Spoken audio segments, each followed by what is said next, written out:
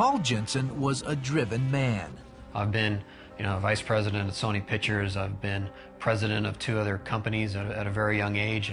My competitiveness and my desire for acceptance that I had in college just kind of transferred into my work life. And, my family, quite frankly, was second. He was a bulldozer from the very first moment I met him. If he wanted something, he would do it. It was all about making the most of life, getting everything done. I was trying to chase after things I could acquire. None of it would ever give me peace. I knew it was empty and it was fragile, and all it was going to take is something very little to show truly what that world really was. That something came while on vacation with his family in Joshua Tree, California. Paul and his son Jake climbed high above the rest of the group.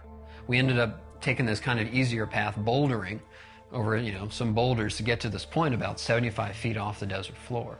Below, his brother-in-law was overcome with a strange feeling of fear and anxiety. Todd started telling us that he wasn't feeling good, that he had, he just had this awful feeling. He couldn't really explain it. I feel like something really bad's gonna happen. Right then, we heard Paul yell, "Ow."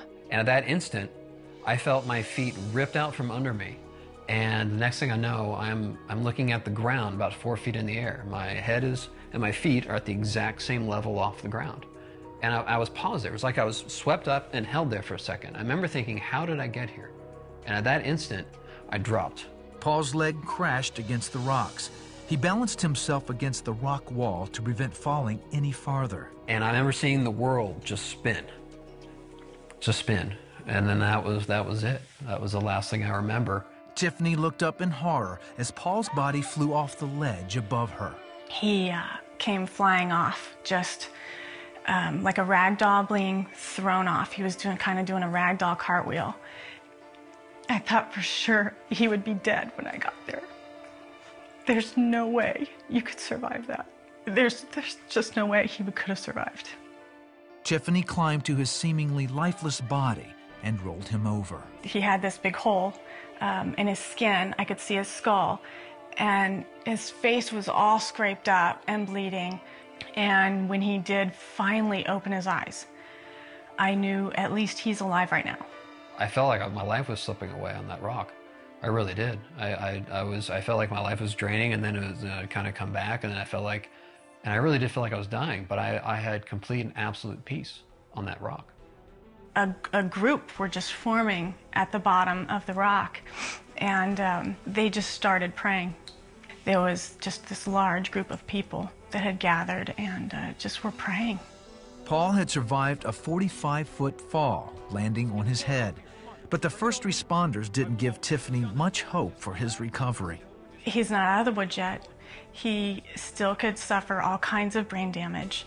He most likely has so many internal injuries that they don't know that he's going to survive. So even though you feel hopeful now, there really is not a great chance of his survival. He was airlifted to a hospital where a team of doctors waited for him.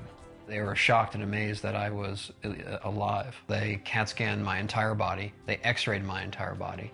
And more doctors would come in and leave, and then come read his chart and leave, but they weren't saying anything to us. If you were free falling 45 feet and land on your head, falling from that significant of a height usually carries a very high injury severity score. Multi-trauma, head injury, spinal cord injury, that's, usually a fatal blow. And so I truly was thinking, this obviously isn't going to be good. I got concerned, and finally I said, hey, what's going on? And the doctor looked at me and goes, what, haven't you heard? And I said, no. I said, they're calling you Miracle Boy around here. I said, why?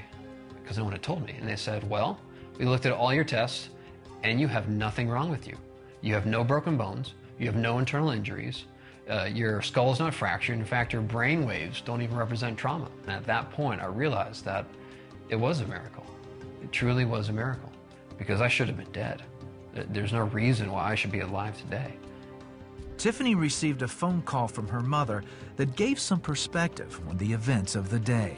So she said to me, I don't know what happened, but I started praying, and I really felt like Satan said, I'm going to take Paul's life. And God said, no, you're not. It was a spiritual battle that day that I feel that's the only thing that's explainable, how I could be ripped off that rock and, more importantly, launched off that cliff. 3 hours after entering the hospital, Paul was released with nothing more than a concussion. He believes it was through the prayers of his family and those on the rocks at Joshua Tree that God saved his life and gave him a new start. Paul is a 180-degree different person than he was. He is no longer that bulldozer. There's a big difference in Paul and where he puts family first. For the first time ever, I specifically say thank you every day. God allowed me to still have a husband and my kids to still have a dad that's around and healthy.